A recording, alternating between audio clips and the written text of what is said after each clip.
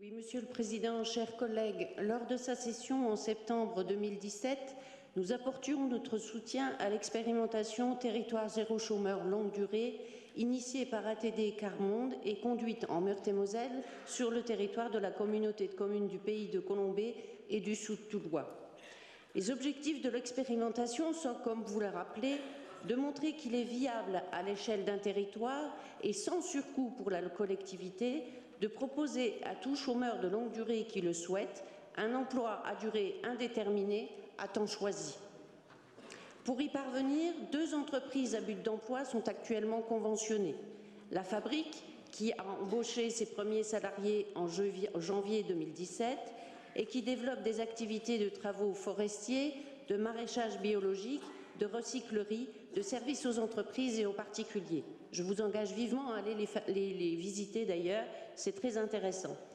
La SCIC de l'Aisne-en-Vert, qui a démarré son activité en juin 2018 et porte une activité plus spécialisée de confection de matelas en laine de mouton collectés dans des élevages de Lorraine.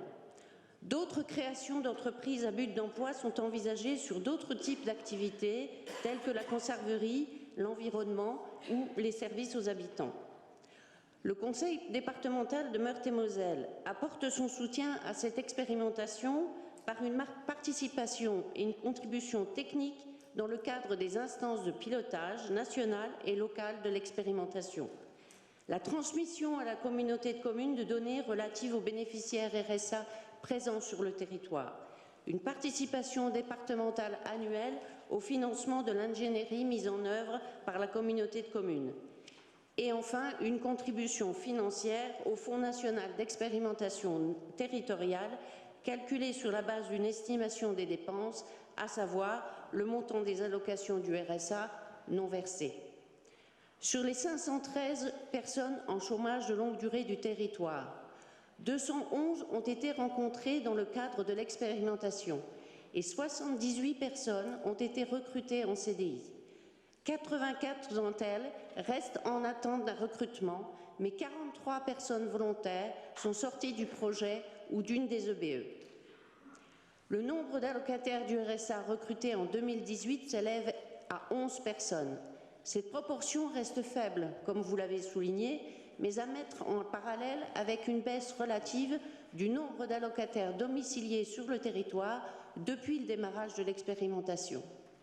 Néanmoins, pour traiter cette fragilité, un accompagnement social et professionnel des publics qui déclarent ne pas être intéressés par la démarche a été enclenché par les maisons des solidarités concernées. Ce travail porte ses fruits puisque le nombre de BRSA a progressé de près de 33%. Comme vous l'avez indiqué à l'échelle nationale, plusieurs évaluations relatives à la mise en œuvre de la première phase de l'expérimentation ont été rendues publiques, dont celle de la Direction de l'animation de la recherche, des études et des statistiques pour le compte du ministère du Travail.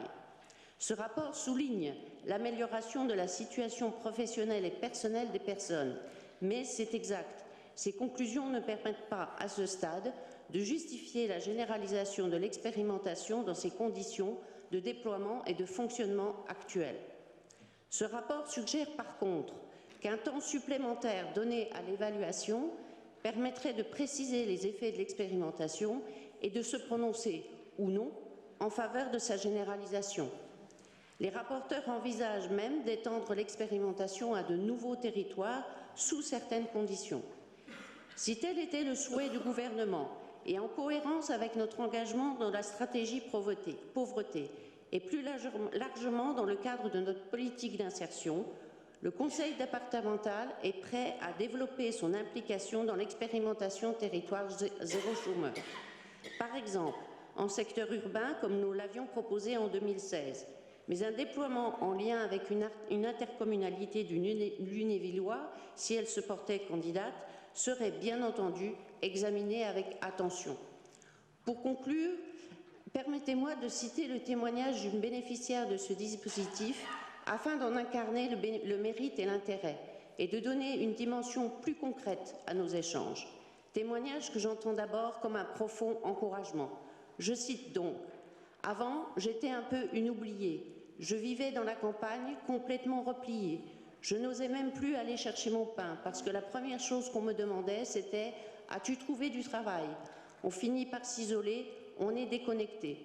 Territoire zéro chômeur m'a permis de reprendre confiance en moi. Cela permet de refaire des projets, de pouvoir consommer. Ça vaut le coup parce que toute une économie repart. On va plus facilement à la boulangerie, chez le coiffeur, on rachète une voiture. C'est un mouvement très fort. Je vous remercie.